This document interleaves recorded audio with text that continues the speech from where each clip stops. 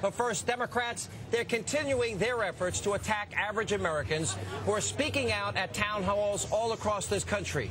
They've been called angry mobs. They have been dismissed as Republican operatives.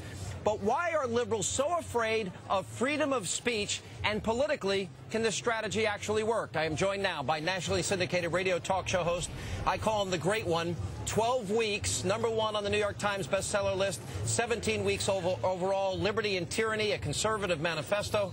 Great One, the Great One.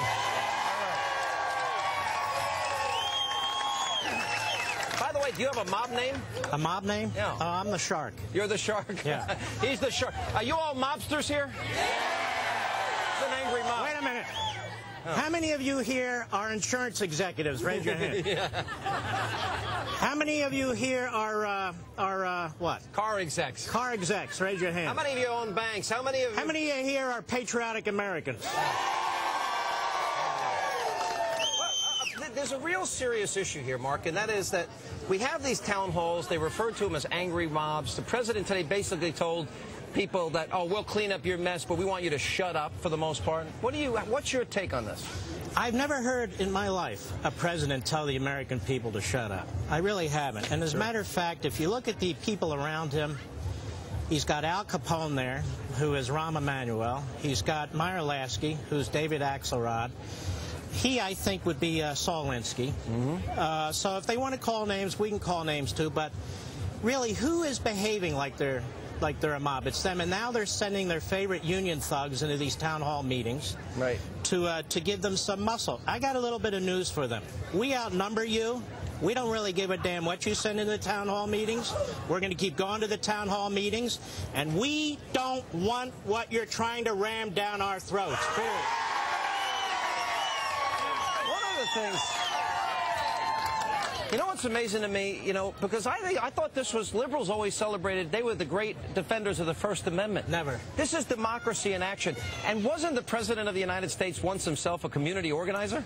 Well, he was, and, we just demand that we be treated with the same respect that Obama gives the terrorists at Guantanamo Bay. Fair enough, fair enough. I mean, they get due process rights. They're told that they're human beings, too, that they have a right to be heard. Well, guess what? We're American citizens. Well, we do, too. Because if we look at the polls, what we see more and more is we see independents now, Mark, are moving, away from Obama, away from Obamacare. As poll numbers are going down dramatically. It seems like a real pulse of the American people. They want to diminish this. It may be the Chicago way. You've talked a lot on your radio show. We've talked right here on Hannity about Saul Alinsky and this tactic. What are these tactics that they're using? Well, first of all, the tactics aren't going to work because the American people aren't stupid. No. So Alinsky tactics have to work on stupid people. No. The fact of the matter is the American people know that this president is spending this nation into oblivion. The American people know that independent entities like the Congressional Budget Office said this is unsustainable. The American people know that the Congressional Budget Office said not only is this health care plan unsustainable, it won't cover all the uninsured. And in addition to that, ladies and gentlemen, you will lose your private health care, so they don't want it. And we know the models have failed wherever it's been tried. I mean, whether it's Great Britain, whether it be France, wherever it happens to be. Stalin's Russia, Mao's China. Where do we start? Yeah. But the White House counseled. First of all, they send all these politicians out with these almost moronic talking points. These guys got laughed at, mocked, and ridiculed.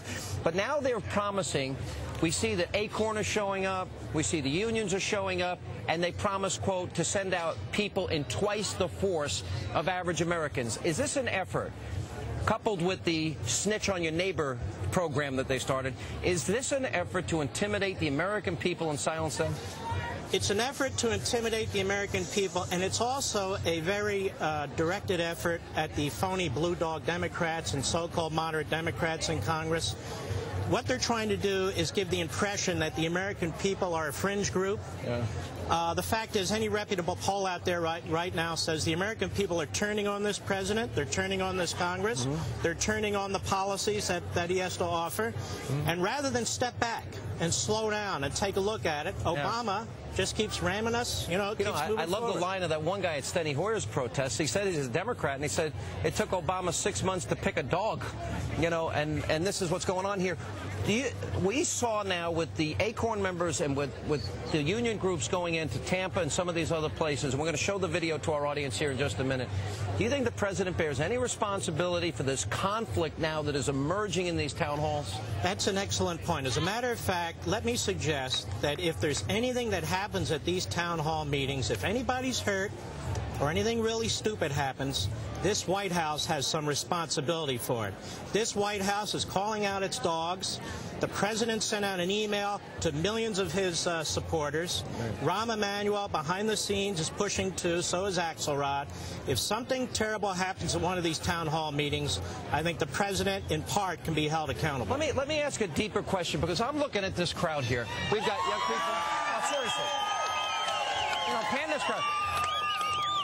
I see young people. I see older people. I see middle-aged people. I don't see any Brooks Brothers suits. I don't see any Brooks Brothers suits here. I'm not against them. I see an American flag that this crowd brought with them.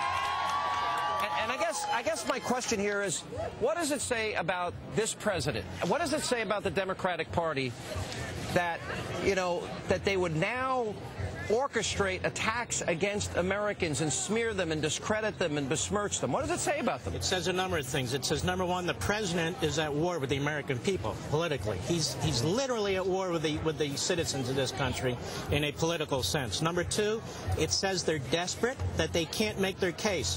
What Obama and the Democrats really want, and we've seen some audio on, heard some audio on this, is government-run, single-payer plan, the kind they have in the UK and Canada, because they want to steal your liberty, steal your ability to choose what doctor you have. Right. They want you to go to them to ask for a particular drug or procedure, and that's what this is all about. They want to ram this home while they can, but we're going to slow them down. Well, one of the things, though, that they're considering, the president on a call, Mark, to some of these liberal bloggers, you know, he went out there and he said, well, whether we do it or not, we'll use the nuclear option.